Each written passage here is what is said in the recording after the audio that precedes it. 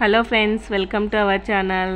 ఇవాళ మీతో palak paneer recipe share చేసుకోవాలనుకుంటున్నాను.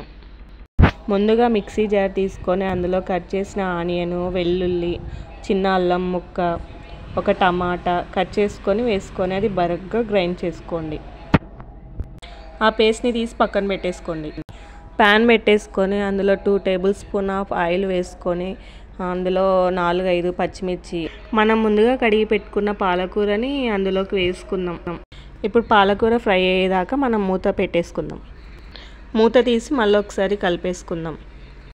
పాలకూర అంతా ఇలా చక్కగా ఫ్రై అయ్యాక మిక్సీ జారి తీసుకొని అందులో వేసేసుకొని 4-5 జీడిపప్పులు వేసుకొని మెత్తగా పేస్ట్ చేసుకుందాం.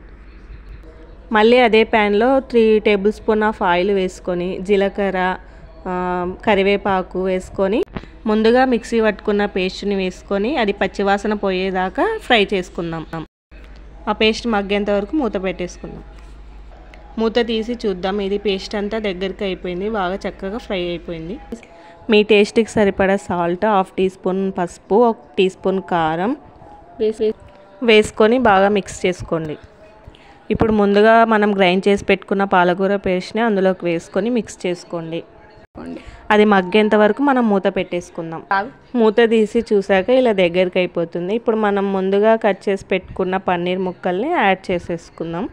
మొత్తం అన్నీ యాడ్ చేసేసుకున్నాక ఒక 10 మినిట్స్ మనం మూత పెట్టేసి అది మగ్గే లోపల మనం ఫ్రెష్ క్రీమ్ యాడ్ చేసుకోవాలి. ఫ్రెష్ క్రీమ్ ఉంటే ఓకే, లేకపోతే మన పాల మీద మీగడ తీసుకొని మనం మిక్సీ వేసుకోండి. అది మిక్సీ వేసుకుంటే ఫ్రెష్ క్రీమ్ రెడీ అవుతుంది. అప్పుడు మీరు యాడ్ చేసేసుకోండి మూత తీసి.